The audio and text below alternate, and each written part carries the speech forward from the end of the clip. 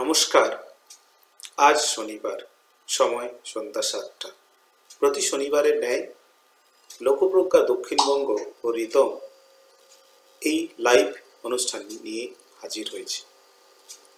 আজকে এই প্রোগ্রামের মূল বিষয় সমাধি শতবর্ষে মা শারদা। আমরা মূল বিষয়ে যাওয়ার আগে আজকের এই কার্যক্রম শুরু করব একটি স্বাগত ভাষণের মাধ্যমে। আজকের স্বাগত ভাষণ রাখবেন ডক্টর রাসবিহারী ভর, যিনি একজন প্রিন্সিপাল সায়েন্টিস্ট ভারতীয় কৃষি অনুসন্ধান পরিষদ তথা ভারতীয় উচ্চ চিকিৎসা অনুসন্ধান বিভাগে। তার সঙ্গে তিনি লোকপ্রজ্ঞা কল্যাণী চর্চা কেন্দ্রের সংযোজক। আমি রাসবিহারী বাবুকে আহ্বান জানাই আপনার স্বাগত ভাষণের জন্য। নমস্কার। আজকে লোকপ্রজ্ঞা তথা প্রজ্ঞা প্রবাহের আলোচনার বিষয় সমাধি শতবর্ষে মা শারদা। সমস্ত শ্রোতৃমণ্ডলীকে প্রজ্ঞা প্রবাহ ও লোকপ্রজ্ঞার পক্ষ থেকে স্বাগত জানাই। প্রজ্ঞা প্রবাহ এবং লোকপ্রজ্ঞা সম্পর্কে কিছু প্রাথমিক তথ্য সংক্ষেপে শ্রোতৃমণ্ডলীকে জানানোর চেষ্টা করছি। 1987 সালে 3টি প্রাথমিক বৈঠক আয়োজন করা হয় কিছু প্রজ্ঞাবান রাষ্ট্রবান ব্যক্তিত্বের উপস্থিতিতে। প্রথম বৈঠকটি জানুয়ারি মাসে দিল্লিতে সম্পন্ন হয়। দ্বিতীয় বৈঠকটি এপ্রিল মাসে বেঙ্গালুরুতে সম্পন্ন হয় এবং তৃতীয় বৈঠকটি কলকাতায় 9 জন ব্যক্তিত্বের উপস্থিতিতে সম্পন্ন হয় এবং সংগঠনের নামকরণ এই তৃতীয় বৈঠকটিতে করা হয় প্রজ্ঞা ভারতী। 10 বছর পর 1997 সালে সংগঠনের নূতন করে নাম দেওয়া হয় প্রজ্ঞা প্রবাহ, সর্বভারতীয় একটি প্রবুদ্ধ মঞ্চ। পশ্চিমবঙ্গের দক্ষিণবঙ্গীয় শাখার নামকরণ করা হয় লোকপ্রজ্ঞা। বর্তমানে প্রায় 40টি চর্চা কেন্দ্রের মাধ্যমে বৌদ্ধিক আন্দোলন পরিচালিত হচ্ছে জ্ঞানং বিজ্ঞান সহিতম বোধবাক্য নিয়ে। প্রাচীন ভারতবর্ষের জ্ঞান বিজ্ঞানকে, আমাদের ঋষিমুনিদের জ্ঞান বিজ্ঞানকে বর্তমানের আধুনিক এবং অত্যাধুনিক বিজ্ঞানের আলোকে সুসজ্জিত করা এবং সুসংবর্ধন করে ভারতবর্ষের পুনরুত্থান করা, পরম বৈভবশালী রাষ্ট্রে পরিণত করাই আমাদের প্রজ্ঞা প্রবাহ ও লোকপ্রজ্ঞার উদ্দেশ্য। যে কোনো ভারতপ্রেমী মানুষ, রাষ্ট্রপ্রেমী মানুষ এই প্রজ্ঞা প্রবাহের সদস্য হতে পারেন। সদস্যদের 5টি শর্ত মেনে চলার জন্য আগ্রহ করা হয়। যেহেতু এটা অরাজনৈতিক সংগঠন, বৌদ্ধিক সংগঠন, যে কোনো কার্যক্রমে রাজনৈতিক আলোচনা সম্পূর্ণভাবে বর্জন, নেতিবাচক আলোচনা সম্পূর্ণভাবে বর্জন, অনুশাসনবদ্ধ বিষয়ভিত্তিক তথ্যভিত্তিক প্রমাণসিদ্ধ আলোচনা, সময়ানুবর্তিতা, দূরভাষ আলোচনা চলাকালে বন্ধ রাখা, এই 5টি শর্ত সদস্যদের মেনে চলার জন্য আগ্রহ করা হয়। এখন মূল বিষয় সমাধি শতবর্ষে মা শারদার সম্পর্কে তার জীবন পঞ্জিকা থেকে কিছু কিছু ঘটনা উপর আলোকপাত করছি। 1853 সাল 22শে ডিসেম্বর, এই শীতকালেই মহাশক্তি মহামায়ার মা শারদা রূপে জন্ম। বাঁকুড়া জেলার জয়রামবাটি গ্রামে শ্রী রামচন্দ্র মুখোপাধ্যায় এবং শ্রীমতী শ্যামাসুন্দরী দেবীর সংসারে। যেরমভাবে অনেক মহাপুরুষের আগমনের আগেই, তার জন্মের আগেই ওনাদের মাতা পিতা আগের থেকে স্বপ্ন দেখেন, আগের থেকে বুঝতে পারেন কোনো এক শক্তি মহাপুরুষ হিসেবে, আমাদের বালক হিসেবে বা বালিকা হিসেবে আমাদের পরিবারে আসছেন। সেই রকমই মা শারদা, জগৎজননী মা শারদা, উনি আসার আগে মহাশক্তি রূপে ওনার আহ্বান, ওনার আসার সংকেত শ্রী রামচন্দ্র মুখোপাধ্যায় এবং শ্রীমতী শ্যামাসুন্দরী দেবী পেয়েছিলেন, স্বপ্ন দেখেছিলেন, স্বপ্নাবেশে বুঝতে পেরেছিলেন। অবশেষে এই পরিবারে যখন মা শারদার জন্ম হলো, নামকরণের পালা। নামকরণ কি হবে? প্রথমে নাম রাখলেন ক্ষেমাঙ্করী। পরে ওনার মাসি ওনার মার কাছে এলেন, বললেন, দিদি, তোমার মেয়ের নাম শারদা রাখলে আমি খুব খুশি হব। আমার মেয়ে, অর্থাৎ ওনার মাসির মেয়ে, হারিয়েছিলেন, ওনাকে দেহান্ত হয়েছিল, খুব কষ্টে ছিলেন। তাই দিদির কাছে এসে আবদার করে বললেন, অত্যন্ত আগ্রহ সহকারে বললেন, দিদি, তোমার মেয়ের নাম যদি শারদা রাখো, তাহলে আমি মনে করব আমার মেয়েই তোমার কাছে আছে, আমার মনেই হবে না যে আমার মেয়ে নেই। তাই দুই বোন একান্তে পরামর্শ করলেন, আলোচনা করে শারদা নাম রাখলেন। শারদা বালিকা নিজের বাড়িতে বড় হতে থাকলেন। আমরা জানি বালিকা অবস্থাতেই ওনাকে পাত্রস্থ করা হয় এবং সেটা আগের থেকেই ঠিক ছিল। উনিও বিভিন্ন জায়গায় মার সাথে ঠাকুর দেখতে গিয়েছিলেন। শ্রী শ্রী ঠাকুর রামকৃষ্ণ ভালোবাসতেন যাত্রাপালা দেখতে। তো শিওর বলে একটা গ্রামে উনি যখন ওনার মার সাথে গিয়েছিলেন, সেখানে গদাধরকে দেখে, ওনাকে দেখেই উনি ইঙ্গিত করেছিলেন। তখন ওনাকে জিজ্ঞাসা করেছিল ওনার কোলের অবস্থায় ওনার প্রতিবেশী, যে মা, তুমি কি বিয়ে করবে, কিরম পতি চাই? উনি তখনই ইঙ্গিত করেছিলেন গদাধরের দিকে তাকিয়ে। সকলে সেটা সিরিয়াসলি নেয়নি, ভেবেছিল, কিন্তু পরের দিকে দেখা গেল যে উনি স্বয়ংবরার মতো উনি ওনার পতিকে দেখেছিলেন, চয়ন করেছিলেন। সেরমভাবে এদিকে গদাধর কালীর উপাসক, যখন উনি দক্ষিণেশ্বরে ওনার পূজা পদ্ধতি, ওনার ঠাকুরের সঙ্গে কথা বলার, মা কালীর সঙ্গে, মহামায়ার সঙ্গে কথা বলা, ভবতারিণীর সঙ্গে কথা বলার ভঙ্গি, পূজা করার ভঙ্গি সম্পূর্ণ আলাদা এবং নিজস্ব স্বাভাবিক সাবলীলভাবে উনি ভাবের ঘোরে পূজা করতেন। তখন ওনাকে সকলে বুঝতে পারত না, তখনকার গোঁড়া ব্রাহ্মণরা ওনাকে বুঝতে পারত না, আলোচনা করতেন।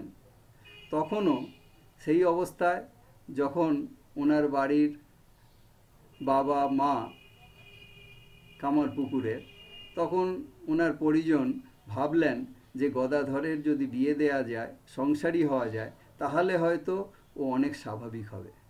তাই ওনার কাছে প্রস্তাব এলো বিবাহে। উনিও তখন বললেন, আগের থেকেই বলে দিলেন যে জয়রামবাটির রামচন্দ্র মুখার্জির বাড়িতে কন্যা খুঁটো বাঁধা আছে। তো সকলে আশ্চর্য হয়ে গেল, দেখল যে মা শারদা ওখানে আছেন এবং অবশেষে 5 বছরের বালিকা মা শারদার সাথে কামারপুকুরের 24 বছরের যুবক গদাধরের বিবাহ সম্পন্ন হলো। বিবাহের পরে স্বাভাবিকভাবেই গদাধর চলে এলেন আমাদের দক্ষিণেশ্বরে, আর মা শারদা চলে গেলেন ওনার পিত্রালয়ে, পৈতৃক বাড়িতে। পরবর্তীকালে মা শারদা দক্ষিণেশ্বরে এলেন শ্রী শ্রী ঠাকুরের সহধর্মিণী এবং লীলাসঙ্গিনী হয়ে উঠলেন। স্বামীকে পতি পরমেশ্বর জ্ঞানে সেবা যত্ন করতে থাকলেন। শ্রী শ্রী ঠাকুর রামকৃষ্ণের বৈরাগ্যর ভাব মার মধ্যেও স্বাভাবিকভাবে সঞ্চারিত হল। মা সারদা সঙ্ঘজননী থেকে ক্রমশ লোকমাতা হয়ে উঠলেন। সন্ন্যাসী সন্তান দলের সান্নিধ্যে শ্রী শ্রী ঠাকুরের মধ্যে, শ্রী শ্রী ঠাকুর মার মধ্যেও মহামায়ারই রূপ দেখতেন, দর্শন করতেন এবং ফলহারিণী কালিকা পূজার দিন উনি মাকে সরস্বতী পূজা করলেন এবং মাও ভাবাবেশে সেই পূজা গ্রহণ করলেন এবং এক অদ্ভুত পরিবেশের সৃষ্টি হলো এবং একে অন্যের মিলন, একে অন্যের সাধনের সাথী হওয়া, এটা আমরা দেখলাম। এটা যেন ঐশ্বরীয় একটা ঘটনা। এইভাবে ঠাকুর মার মধ্যে বিভিন্ন দায়িত্ব একটু একটু করে দিতে থাকলেন এবং মাকে বোঝাতে থাকলেন, এই সব সন্তান তোমার, এই সন্তানদের তুমি দেখো, তাদের লালন পালন করো। অবশেষে 1886 সাল 16ই আগস্ট রাত্রিতে প্রায় 1টার সময়, 1:05 সময় মা দেখলেন ঠাকুরের মহাপ্রয়াণ। মা বলে উঠলেন, মা কালী, এ কি হলো? তো ঠাকুরের মহাপ্রয়াণের পরে মা আরও দায়িত্বশীলা হয়ে পড়লেন। সঙ্ঘজননী থেকে লোকমাতা থেকে জগৎজননী হয়ে উঠলেন। সমস্ত সন্ন্যাসী সন্তানদের ভার সম্পূর্ণভাবে ওনার ওপর এলো। স্বামী বিবেকানন্দ এবং অন্যান্য সন্ন্যাসীগণ মার সান্নিধ্যে এসে মার কথাই শেষ কথা। মাই ওনাদের মার্গদর্শন করতেন, দেখতেন, বোঝাতেন এবং মার আদেশেই উনি আমেরিকায় গিয়েছিলেন। চিকাগো ধর্মসভায় ভারতবর্ষের সভ্যতা, ভারতবর্ষের কৃষ্টি রেখেছিলেন। তখনকার সেই পরাধীন ভারতবর্ষের পরাধীনতার যুগে। এই অবস্থায় মা সান্নিধ্যে আরও আমরা জানি গৌরী মা, গোপাল মা, গোপালের মা, এইসব ওনার সান্নিধ্যে আমাদের মায়েরা, অন্যান্য মায়েরা আসেন। তারাও রামকৃষ্ণ মঠ মিশনের মাধ্যমে লোকশিক্ষা, জনশিক্ষা, সেবা করতে থাকেন। রামকৃষ্ণ মঠ মিশনের প্রচার সারা বিশ্বে হতে থাকল। অবশেষে 1920 সাল 21শে জুলাই শ্রী শ্রী মার মহাপ্রয়াণের দিন, মহাপ্রয়াণের রাত 1:30। 5 দিন আগে পর্যন্ত শ্রী শ্রী মা সারদা লোকশিক্ষা দিয়ে গেছেন। আমাদের মনে পড়ে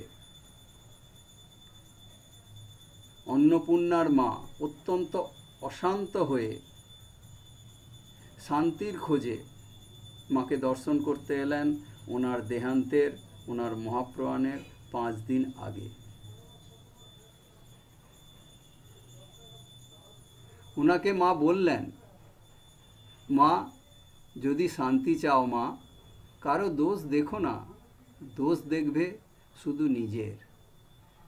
জগৎকে আপন করে নিতে শেখো মা, কেউ পর নয়, জগৎ তোমার। এইভাবে আমৃত্যু জীবনের শেষ শ্বাস পর্যন্ত উনি সারা জগতের মা হয়েছেন। যারাই অশান্ত মনে ওনার কাছে আসতেন ফিরে যেতেন এক পরম শান্তি নিয়ে। তাই এই জগন্মাতা শ্রী শ্রী মা শারদা সম্বন্ধে আমি কিছু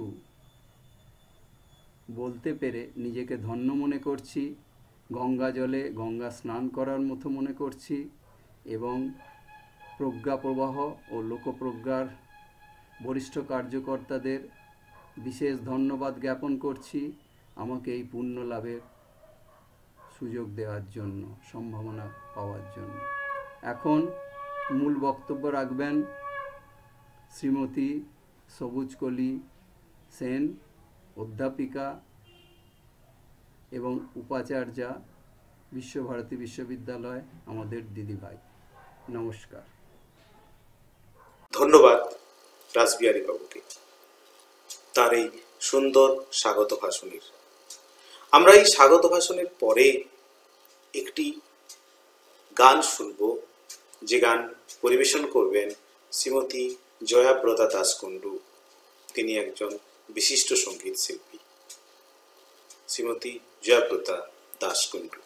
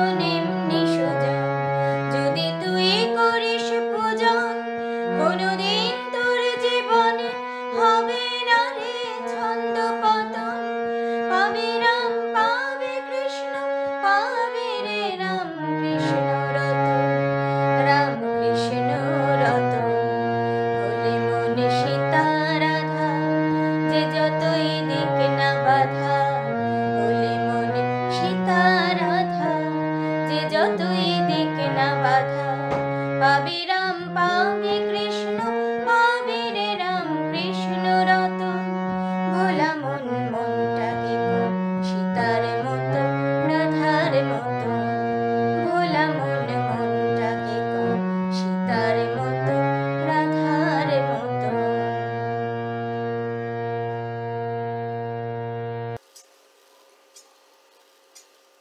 ধন্যবাদ শ্রীমতী জয়প্রদা দাসকুন্ডু। এবার আমরা মূল বিষয়ে যাব। আজকের মূল বিষয় উপস্থাপনা করবেন অধ্যাপিকা সবুজ কলি সেন, যিনি প্রাক্তন অধ্যাপিকা এবং প্রাক্তন উপাচার্যা বিশ্বভারতী বিশ্ববিদ্যালয়ের। আমি অধ্যাপিকা সবুজ কলি সেনকে আহ্বান জানাই আপনার বক্তব্য রাখার জন্য। জননীং শারদাং দেবীং রামকৃষ্ণং জগদ্গুরুং পাদপদ্মে তয় শ্রুত্বা প্রণমামি মুহুর্মুহু। শুভ সন্ধ্যা। প্রথমে আন্তরিক কৃতজ্ঞতা ও নমস্কার জানাই লোকপ্রজ্ঞা সংস্থাকে আমাকে আজ সন্ধ্যায় এই আলোচনায় অংশগ্রহণের সুযোগ দেবার জন্য। নমস্কার জানাই শ্রোতৃমণ্ডলীকে যারা আজ এই আলোচনা শুনছেন। আজকের বিষয় সমাধি শতবর্ষে শ্রী শ্রী মা শারদা। প্রথমে একটি কথা বলে রাখি, শ্রী শ্রী মা শারদা এইটি বলার থেকে আমি খুব স্বচ্ছন্দ বোধ করি তাকে শুধু মা বলতে বা শ্রীমা বলতে। এরপরে আমি মা বলেই উল্লেখ করব। 1886 সালে 16ই আগস্ট শ্রী রামকৃষ্ণ সূর্যের আমাদের দৃষ্টির অন্তরালে যাবার পরেই শারদা চন্দ্রের আবির্ভাব। আমরা যত দিন যাচ্ছে দেখতে পাচ্ছি মা শ্রীমা শারদা দেবী যেন আরো আরো বেশি করে উদ্ভাসিত হচ্ছেন জগৎবাসীর কাছে। আমরা তার শতবর্ষ দেখিনি, তার সার্ধ শতবর্ষ দেখেছি এবং বিশ্বজুড়ে তার উন্মাদনা দেখেছি। কেন, কিভাবে আজ এই একবিংশ শতাব্দীতে সেই ঊনবিংশ শতকের বিংশ শতকের সেই নারী, যিনি আক্ষরিক অর্থে নিরক্ষরা, যিনি দরিদ্র এক ব্রাহ্মণের কন্যা এবং রানী রাসমণির মন্দিরের পূজারী এক দরিদ্র ব্রাহ্মণের স্ত্রী, তিনি কিভাবে আজ পৃথিবীতে ব্যক্ত হয়ে গেলেন স্ফিংস পাখির মতন দুই পক্ষ মেলে। আপনারা যদি জয়রামবাটি কামারপুকুর যান তাহলে দেখতে পারবেন সেইখানেও চলে গেছেন আমেরিকা থেকে, লন্ডন থেকে, কেনিয়া থেকে, কোরিয়া থেকে বিভিন্ন মহিলারা, আধুনিকা মহিলারা। কারণটা কি একটু যদি লক্ষ্য করি তাহলে দেখব সমাধির শতবর্ষ পরেও তিনি সমান প্রাসঙ্গিক। এখানে আরো একটা কথা বলি, মা আমাদের কাছে এখনো আছেন, তিনি নিত্য বর্তমান। সমাধিটা শুধু তিনি স্থূল শরীরটি ত্যাগ করেছেন। ওই যে বলতে পারি, আকাশে জলে বাতাসে ঘাসে রয়েছ মিশে, এ বিশ্বাসে তোমাকে রোজ নতুন করে পাই। এই প্রতিদিন আমরা নতুন করে মাকে আবিষ্কার করছি আর আশ্চর্য হয়ে দেখছি নারী স্বাধীনতা বা ফেমিনিস্ট স্টাডিজের বইতে ধর্ম আন্দোলনের ইতিহাসে নারীর ভূমিকায় শ্রীমা শারদা দেবীর উপস্থিতি। এর কারণটা হচ্ছে এই, তিনি আজও প্রাসঙ্গিক, আজও তিনি, আমি বলবো, আধুনিকা। সেদিনও ছিলেন, আজও আছেন। এই আধুনিকার সংজ্ঞাটা অন্য। 150 বছর আগে কি 160 বছর আগে মা একটি অধিকার প্রতিষ্ঠা করেছিলেন। সেই অধিকারটা হলো মুক্ত চিন্তার অধিকার এবং মুক্ত চিন্তা প্রয়োগের অধিকার। এই পথে তিনি একাই ছিলেন। এই অধিকারই তিনি লঙ্ঘন করেছিলেন জাতির সীমানা, বর্ণের সীমানা ধর্মের সীমানা, সূচি অসুচির সীমানা। আজ সেই গণ্ডি ভাঙা মাকে নিয়ে একটু আলোচনা করব। আমরা 60-এর দশক থেকেই নারীদের অধিকারের বিপ্লব দেখছি। বিপ্লব বলতে আমরা যা বুঝি তাহলে এক সাংঘাতিক আন্দোলন, উচ্চকিত সরব, ভীষণ ঝড় দেয়, গাছপালা ভেঙে যায়, আমরা ভাবি বিরাট একটা কিছু হয়ে গেল। কিন্তু শীতকালে গাছের পাতা যখন সব পড়ে যায়, মাটিতে শিশির পড়ে, মাটি রসসিক্ত হয়, বসন্তে দেখা যায় ফুল ফুটেছে, ফল ধরছে, সে আর এক বিপ্লব। আন্দোলনের মাধ্যমে রাজনৈতিক, অর্থনৈতিক, সামাজিক অধিকার দাবি করা ছাড়াও সেই বিপ্লব হতে পারে, সেই নীরব বিপ্লব। সেখানে উচ্চ কিছু কিছু থাকে না, সেখানে উগ্রতা থাকে না, থাকে শান্ত ভাব, থাকে সৌম্য ভাব, দৃঢ়তা, সুচিতা, ব্যক্তিত্ব, মানবিকতা।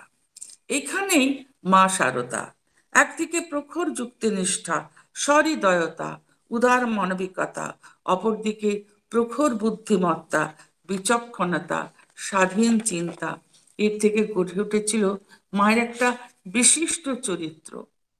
এই স্বাধীন চিন্তার বলেই বলিয়ান হয়ে মা অধিকার প্রতিষ্ঠা করেছিলেন। মা কামারপুকুর জয়রামবাটি থেকে কলকাতায় এলেন স্বামী সন্নিধানে। শুনেছিলেন স্বামী পাগল, বলা যায় প্রায় জোর করে। কিছুজন যাচ্ছিলেন গঙ্গা স্নানে, তাদের সঙ্গে চলে এলেন এক তরুণী। যে সময় এলেন দক্ষিণেশ্বরে, সেটি 19বিংশ শতাব্দীর শেষ ভাগ। কথামৃত্যু আমরা 1883 থেকে পাই। তার আগে মথুরবাবু প্রয়াত হয়েছেন, মা মথুরবাবুকে দেখেননি।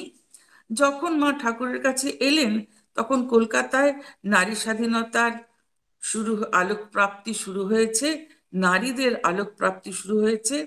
সারা ভারতেই অধিকার আন্দোলনের শুরু হচ্ছে। আমরা পণ্ডিতা রমাবাঈর কথা পাই, নারী মুক্তি আন্দোলনে একটি অতি প্রাতঃস্মরণীয় ব্যক্তিত্ব তিনি। সেই সময় 17 বছরের তরুণী শারদা দক্ষিণেশ্বরে এলেন। সেই সময় দক্ষিণেশ্বরে কলকাতায় জ্ঞানদানন্দিনী দেবী এসে গেছেন, তরু দত্ত এসে গেছেন, আরো অনেকে এসেছেন। শারদা এলেন সে রাসমণির কালীবাড়িতে পূজারীর স্বামী শ্রীরামকৃষ্ণের কাছে। এখানে এসে মা ঠাকুর যখন জিজ্ঞাসা করলেন যে তুমি কি আমাকে সংসার পথে বদ্ধ করতে এসেছো, সংসার পথে টানতে এসেছো? সেই 17 বছরের তরুণী, যিনি কোনো স্কুলে যাননি, যিনি কোনো পাঠশালায় যাননি, যিনি যাকে কেউ কোনো কথা শিখিয়ে দেয়নি, সেই তরুণী নারী বলে উঠলেন, তা হবে কেন? আমি তোমাকে তোমার ইষ্টপথের সহায় হবার জন্য এসেছি। একজন নিরক্ষরা তরুণীর এই কথা ভাবা যায়? মা সেই দিনই এক অধিকার অর্জন করে নিলেন, শিষ্যার অধিকার, ইষ্টপথে সহায়িকার অধিকার। ওই একটি দাবিতে চিরকালের মতো তার অধিকার প্রতিষ্ঠা হয়ে গেল। এই প্রতিষ্ঠা এক তরুণীর মুক্ত স্বচ্ছ চিন্তার পরিচয়। একদিকে প্রখর যুক্তিনিষ্ঠা, সহজতা, আর অন্যদিকে অসাধারণ উদার মানবিকতা। এই নিয়ে মায়ের বিশিষ্ট চরিত্র গড়ে উঠেছিল। ঠাকুর শ্রীরামকৃষ্ণ শ্রী মাকে বালিকা বয়স থেকেই নানা শিক্ষা দিয়েছেন, কিন্তু এই শিক্ষা গ্রহণেও মায়ের ছিল স্বকীয় বৈশিষ্ট্য। অসাধারণ পথনিষ্ঠা যেখানে অন্য নারীদেরকে নিজের স্বাধীনতা থেকে সংকুচিত করায়, সেখানে মা দেখিয়েছিলেন তার স্বাতন্ত্র্য। সতী সাধ্বী নারীর মতো পতিকে অনুসরণ করেও তিনি নিজের স্বাধীনতাকে বিসর্জন দেননি, বরং যেখানেই বুঝেছেন সেখানেই নিজস্ব মতামত ব্যক্ত করেছেন দৃঢ়ভাবে। তরুণ শিষ্যদের অর্থাৎ ঠাকুরের বালক ভক্তরা অনেকে দক্ষিণেশ্বরে রাত্রি যাপন করতেন। ঠাকুরের নির্দেশে তারা সাধন ভজন করতেন। বেশি খেলে রাত্রিবেলায় ধ্যানের ব্যাঘাত হবে বলে ঠাকুর তার ভক্তদের খাওয়ার প্রতি তীক্ষ্ণ দৃষ্টি রাখতেন। মাকে তার রেশনটা বলে দিয়েছিলেন, রাখাল 6টা রুটি, লাটু 5, বুড়ো গোপাল বাবুরাম 4খানি করে।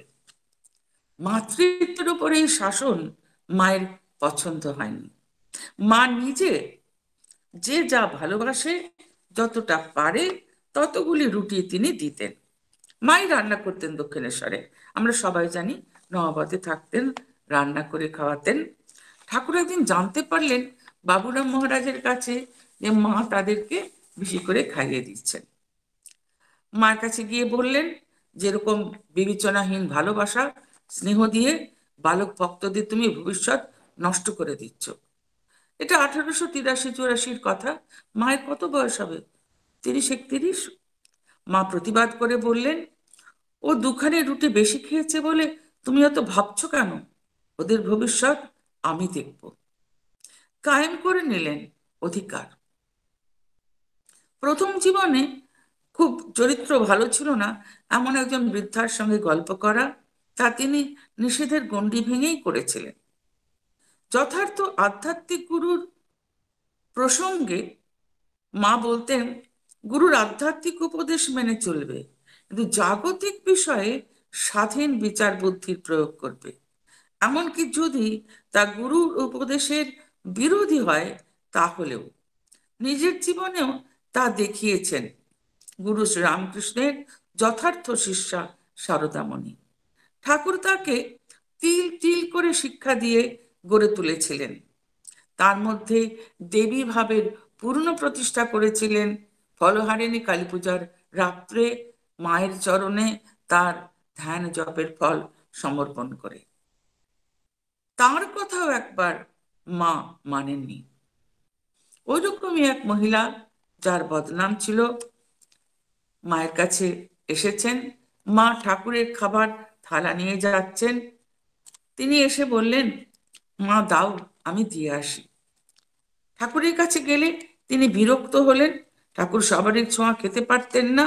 মাকে এসে বললেন, তুমি আর কখনো পাঠিও না, জানো না আমি খেতে পারি না এরকম, আর কখনো পাঠাবে না। মা বললেন, তা আমি পারবো না।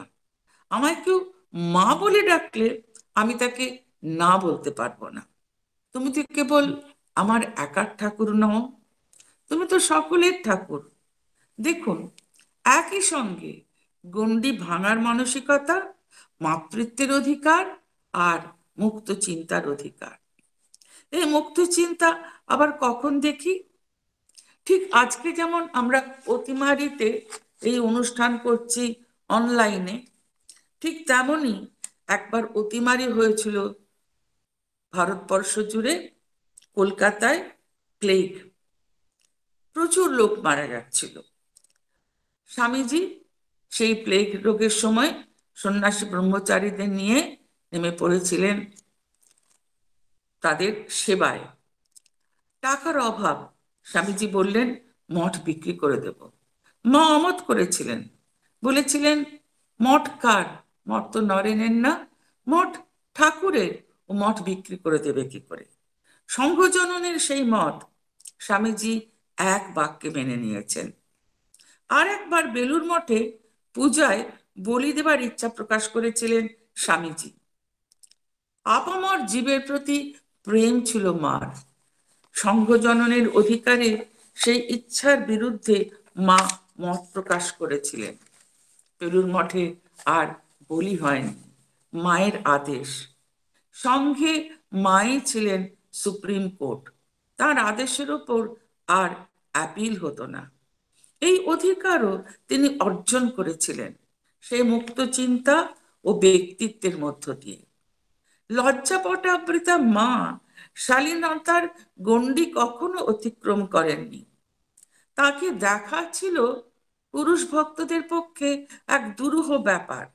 মায়ের ভারী শারদানন্দ মহারাজজি দুঃখ করে বলতেন, আমি যেন ভাসুর। অথচ এই লজ্জাশিলার কাছে যাবার আগে স্বামীজি বারবার নৌকোয় গঙ্গা জলে মুখ ধুচ্ছেন, হাত ধুচ্ছেন, মাকে প্রণাম করবেন, পবিত্রতা স্বরূপিণী মাকে। আন্তরিক সুচিতা কোন জায়গায় পৌঁছালে একান্ত অন্তরঙ্গ শিষ্য পুত্র এমন ব্যবহার করেন। মুক্ত চিন্তায় মা বুঝেছিলেন সবার উপরে মানুষত্ব, তাহার উপরে নাই। এই মহৎ আদর্শকে জীবনে অনুবাদ করে গেছেন। তাই দেখা যায় নিত্যকার ঠাকুর পূজার আগেই দেবতার জন্য উদ্দিষ্ট নৈবেদ্য ফল তুলে দিচ্ছেন একটি বালকের হাতে। সেবক বাধা দিলে বলছেন, বাচ্চাকে আমার খেতে দাও, ওর মধ্যেও ঠাকুর আছেন। আবার একদিন ঠাকুরের নিত্যভোগের এক বাটি দুধ পূজার আগেই সেবককে খেতে দিলেন। সেবক আঁতকে উঠলে বলছেন, খাও বাচ্চা, তোমার মধ্যেও ঠাকুর আছেন। মানুষকে মানুষের মর্যাদা দিতেন সারদা। তাজপুরের মুসলমান সমাজ তার কাছে ছিল প্রিয়। তিনি ছিলেন যথার্থ বিপ্লবিনী। মহাষ্টমীর দিনে ঘরের বাইরে দাঁড়িয়ে থাকা তাজপুরের তৎকালীন সমাজের কোট আনকোট যাদের অন্তজবাল হতো, এমন এক সন্তানকে ঘরের মধ্যে ডেকে পুষ্পাঞ্জলির মন্ত্র পড়াচ্ছেন মা, তাকে দীক্ষাও দিচ্ছেন। এ 160-170 বছর আগের ঘটনা। এ বিপ্লব নয় তো কি? এরকম অজস্র বিপ্লবী ঘটনা নিত্য সম্পাদিত হতো আমাদের বিপ্লবী মায়ের জীবনে, কিন্তু নীরবে, সকলের অগোচরে। আজকালকার মতন ঢাক ঢোল পিটিয়ে মিডিয়ার সামনে নয়। আমজাদের কাহিনীটি বাদ দিলে বিপ্লবিনী মাতৃমূর্তিটি যথার্থ উদ্ভাসিত হবে না। আমজাদ তুতে চাষ করত, আমজাদ ডাকাত, আমজাদ জেলখাটা আসামি। মায়ের অসীম কৃপা তার উপর। আমজাদ মাঝে মাঝে মায়ের সঙ্গে দেখা করতে আসতেন। বারান্দায় খেতে দেওয়া হয়েছে, মায়ের ভাইজি নলিনী দেবী তাকে ছুঁড়ে ছুঁড়ে খাবার দিচ্ছেন। মা বলছেন, অমন করে কি খেয়ে মানুষের সুখ হয়? তুই না পারিস, আমি দিচ্ছি। নিজের হাতে তুলে দিলেন সন্তানের পাতে খাবার। খাওয়া শেষ হলে মা নিজেই এঁটো জায়গা পরিষ্কার করে দিলেন। নলিনীদি বললেন, মা গো, 36 হাতের এঁটো ছুটছে, তোমার জাত গেল। মা তখন সেই অসাধারণ কথা বললেন, 36 কোথায়, সবই যে আমার। বললেন, আমার শরৎ যেমন ছেলে, আমার আমজাদও তেমনি ছেলে। মায়ের সর্বগ্রাসী মাতৃত্বের কাছে ব্রহ্মজ্ঞানী সন্ন্যাসী শরৎ এবং ডাকাত আমজাদ এক হয়ে গেল। এ তার ব্রহ্মজ্ঞানের ফল, সর্বভূতে ব্রহ্ম দর্শনের ফল। এজন্য তাকে আমাদের মতো রামানুজকৃত শঙ্করের মায়াবাদ খণ্ডন মুখস্থ করে পরীক্ষা দিতে হয়নি। জীবনের পরীক্ষাগারে দেখিয়ে গেছেন ব্যবহারিক বেদান্ত কাকে বলে। স্বাধীন চিন্তায় মানুষকে এম্পাওয়ারমেন্ট এনে দেয়।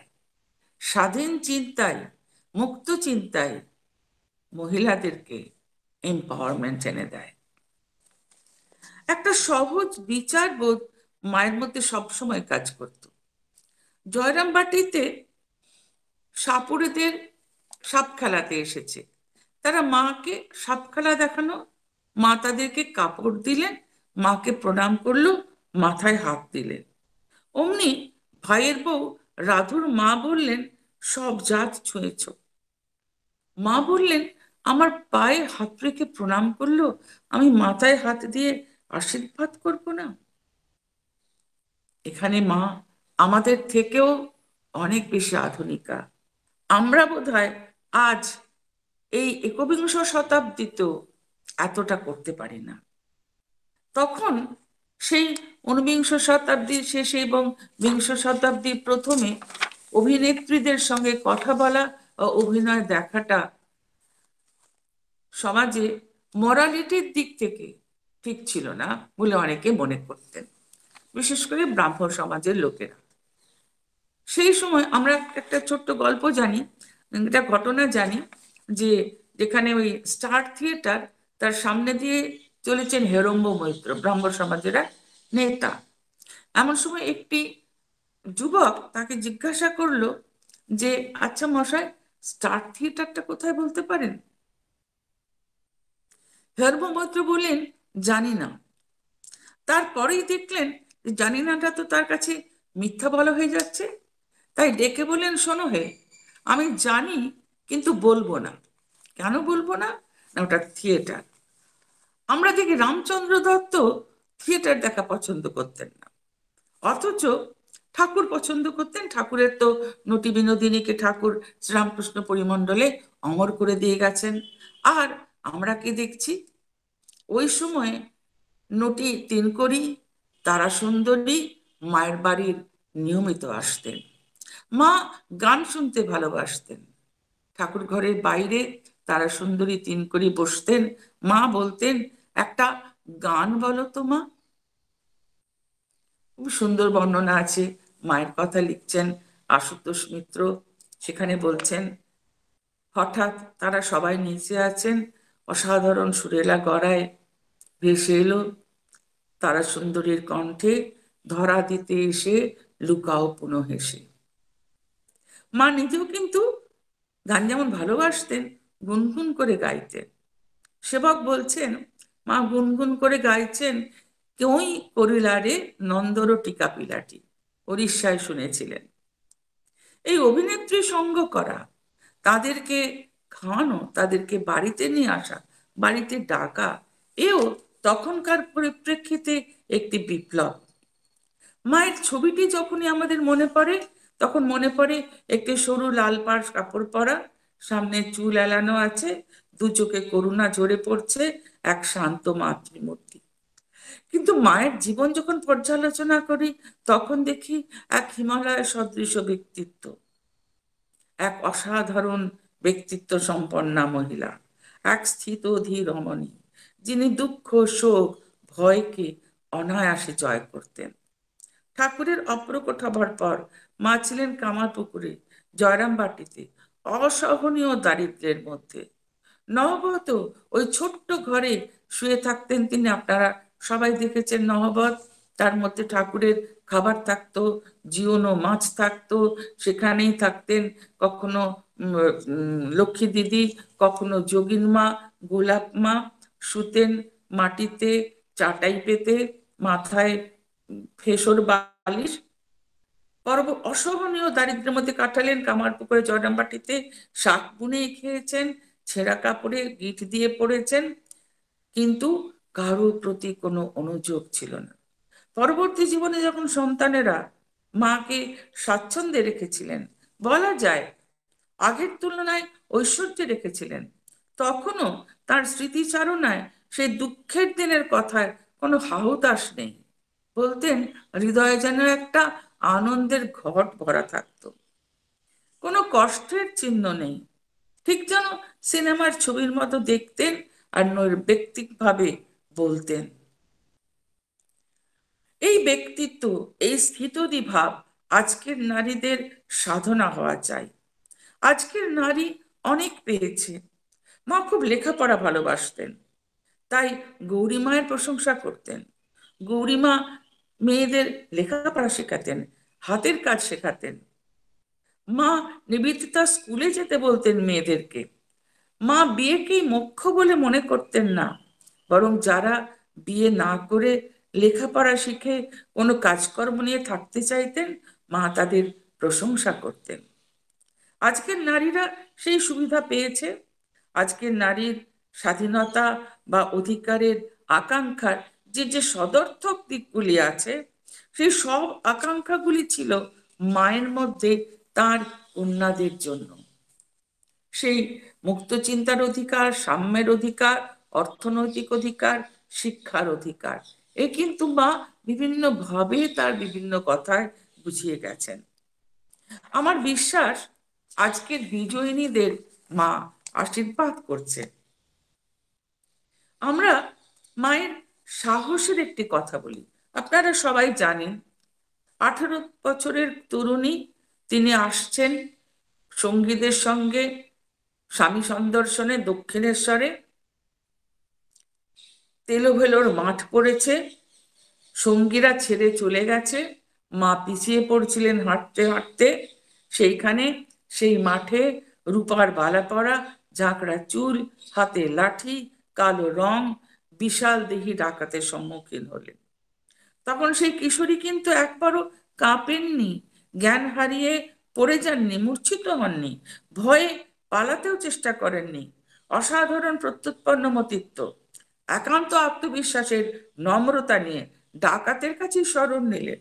বললেন, বাবা, আমি তোমার মেয়ে সারদা, দক্ষিণেশ্বরে তোমার জামাইয়ের কাছে যাচ্ছি। ভাগ্যিস তোমার সঙ্গে দেখা হলো বাবা, নাহলে কি হতো কে জানে। আমি যে পথ হারিয়েছি, দেখিয়ে দাও। বিশ্বাসের কাছে পরাজিত হলো হিংসা। এই পিতৃ সম্বোধনের মধ্য দিয়ে, বাবা এই ডাকটার মধ্য দিয়ে মা করাঘাত করলেন ডাকাতের ঘুমন্ত বিবেকের দরজায়। তারপর মায়ের ডাকাত বাবা আর ডাকাত মা তো আমজাদের মতোই অমর হয়ে আছেন রামকৃষ্ণ ও সারদা ভক্তমণ্ডলীতে। এই জন্য কিন্তু তাকে আজকে যেমন মিস ওয়ার্ল্ড, মিস ইউনিভার্সে নানা ধরনের কথা শিখিয়ে দেওয়া হয় প্রশ্নের উত্তরের জন্য, তাকে কেউ শিখিয়ে পড়িয়ে পাঠায়নি। আজকের নারী আন্তর্জাতিকতা বলতে বোঝেন বিদেশে পড়াশোনা, পেশা অথবা বিবাহ করে বিদেশ বাস। মায়ের আন্তর্জাতিকতা তা এক সীমানা অতিক্রম করা।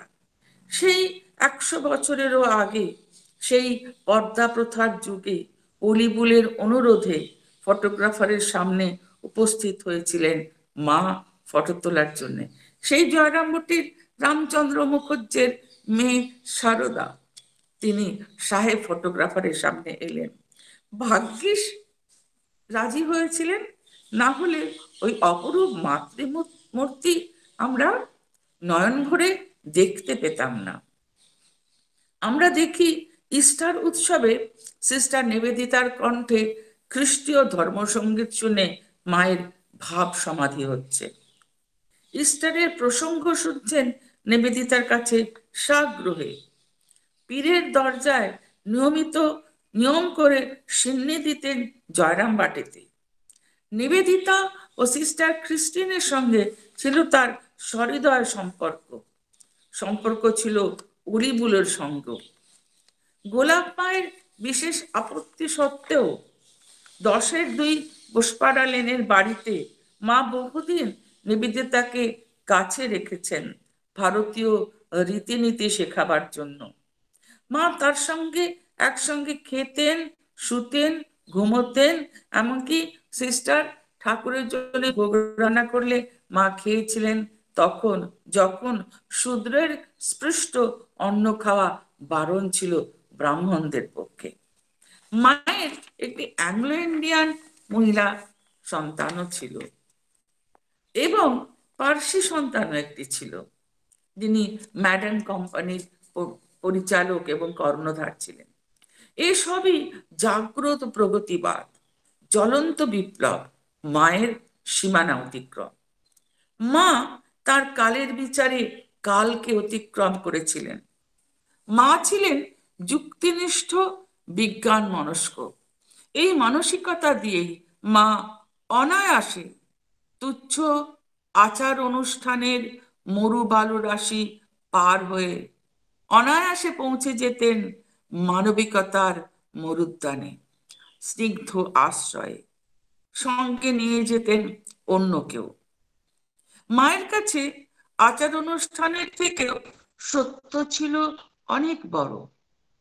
যে দেশাচার, মানবিক সুসংস্কার, তাকে মা অবশ্যই মানেন, সূচি বায়ু মানতেন না। যে দেশাচার অর্থহীন, যা মানুষকে পদে পদে দুর্বিষহ করে তোলে, তাকে কখনো মা সমর্থন করেননি। সে যুগে অসহায় বিধবাদের উপর যে অত্যাচার, নির্যাতন, উৎপীড়ন চলত, জোর করে যেসব আচার বিচার মেনে চলতে বাধ্য করা হতো, তা মানতেই হবে মা এমন কথা বলতেন না। মা বলতেন ওইসব খুঁটিনাটি বিষয় নিয়ে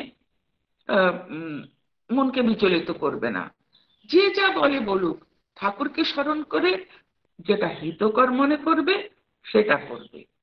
পরিচিত সকল বিধবাদের তিনি খাওয়া দাওয়ার উপরে কৃচ্ছতা করতে নিষেধ করতেন। নিজে সরু লাল পাড় শাড়ির কাপড় পরতেন, গলায় হাতে অলংকার পরতেন, চুলও রেখেছিলেন, যখন বিধবাদের চুল কেটে ফেলাই ছিল রীতিনীতি। জয়রামবাটির মতন গ্রামে নিজের হাতে সন্তানদের খাবার রান্না করে খাইয়েছেন, এক থালায় সব ছেলেদের মুড়ি মেখে দিয়েছেন। শৌচ মানতেন, কিন্তু অনর্থক সূচিবায়ু তার ছিল না। স্বামীজিকে বিদেশ যাওয়ার অনুমতি দিয়েছেন এমন সময় যখন বিদেশে গেলে প্রায়শ্চিত্ত করতে হতো হিন্দুকে। যখন বিদেশ থেকে ফেরার পর স্বামীজির সম্বর্ধনা হয়, আমরা জানি তখন স্যার গুরুদাস ব্যানার্জি হাইকোর্টের চিফ জাস্টিস, তার মতো বিদ্বান প্রজ্ঞাবান মানুষও স্বামীজি ম্লেচ্ছ দেশে গিয়ে ম্লেচ্ছ অন্ন গ্রহণ করেছিলেন বলে সম্বর্ধনা সভায় সভাপতিত্ব করতে অস্বীকার করেছিলেন। সেখানে জয়রামবাটির রামচন্দ্র মুখুজ্জের মেয়ে বিধবা ব্রাহ্মণী সারদা আমেরিকা যাবার অনুমতি দিয়ে আশীর্বাদ করেছিলেন। এরই নাম সীমানা অতিক্রম। আজকের মেয়েদের কাছে এই মুক্ত মন খুবই স্বাভাবিক, আমরা তারই উত্তরসূরি। মা যখন খাদ্য গ্রহণ করেছেন বিদেশিদের সঙ্গে, বাস করেছেন বিদেশিদের সঙ্গে, তখন খ্রিস্টান মিশনারিদের সভায় চা পান করেছিলেন বলে লোকমান্য বালগঙ্গাধর তিলক ও মাধব গোবিন্দ রানাডে সমাজে চাপে পড়ে প্রায়শ্চিত্ত করেছিলেন। কিন্তু মা তার মুক্ত মন নিয়ে সেই বিদেশিনীদের সঙ্গে একসঙ্গে থাকলেন। এই তো সীমানা অতিক্রম। আজও আমরা বিবাহ বহির্ভূত সম্পর্ককে নিন্দা করি, সবাই করি, কিন্তু মা তার সারদা সারটা দেখতে জানতেন। মায়ের বাড়ির সামনে বেশ কিছু মজুররা থাকতো। তাদের মধ্যে একটি মজুর মহিলা তার স্বামী নয় এমন একটি লোকের সঙ্গে বাস করত। তাদেরকে সবাই ঘৃণা করত। তার একবার অসুখ করলো এবং সেই লোকটি, পুরুষটি অক্লান্ত সেবা করল। সারদা সেই সারটি গ্রহণ করে বললেন, তা হোক, ওদের টানটা দেখেছো? তুমি ওই ভালোবাসার টানটাকে দেখো। এই সীমানা অতিক্রম সম্ভব হয়েছিল অসাধারণ বুদ্ধিমত্তা, ব্যক্তিত্ব, সর্বোপরি অনুপম মাতৃত্বর জন্য। যা তাকে করেছিল তার জীবৎকালে পৃথিবীতে প্রথম কোনো পুরুষ পরিচালিত সন্ন্যাসী সম্প্রদায়ের সংঘ জননী প্রধানা, যাকে আমরা একটু আগেই আমি বললাম, যিনি ছিলেন সুপ্রিম কোর্ট রামকৃষ্ণ মঠ মিশনের। সেই সময় অনেক নারী কলকাতাতে এগিয়ে এসেছিলেন নারী স্বাধীনতার লাভের জন্য।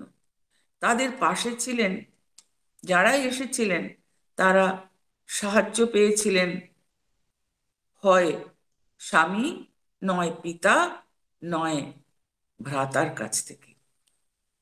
কিন্তু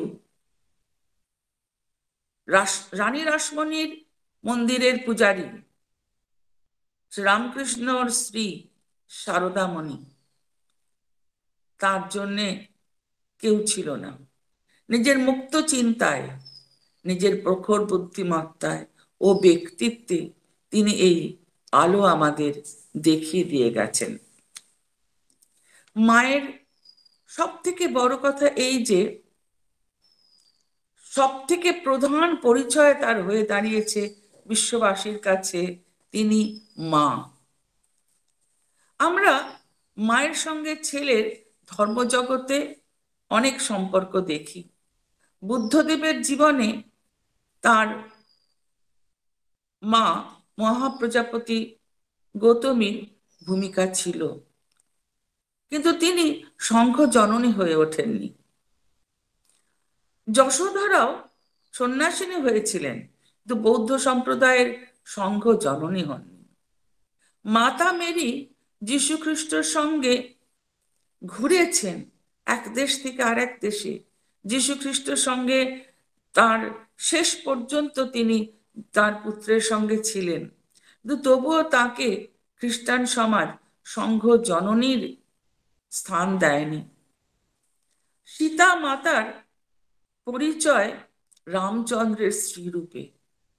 লবকুশের মা ছিলেন তিনি ঠিকই, কিন্তু আপামর জনসাধারণের আমরা রামজিকে ছাড়া সীতাকে আমরা কিন্তু মা বলে শুধু ডাকি না। রাধা কৃষ্ণের রাধাকে আমরা কৃষ্ণর সঙ্গে দেখি, কিন্তু মা শারদা তার একটাই পরিচয় এখন দাঁড়িয়েছে জগৎ জননী, এবং ওই সর্বগ্রাসী তার মাতৃত্ব তাকে এই স্থানে এনে দিয়েছে। মা নীরবে যে অধিকারের সূচনা করেছিলেন তা আজ আমাদের অনায়াস লব্ধ, আমরা তার উত্তরাধিকারী।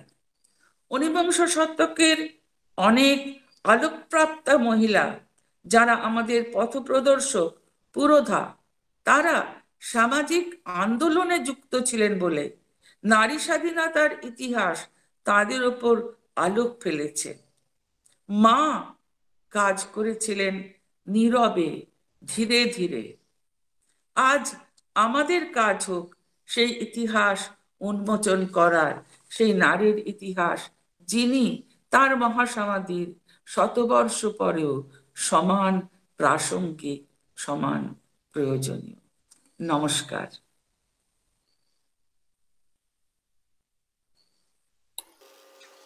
ধন্যবাদ অধ্যাপিকা সবুজ কলি সেন।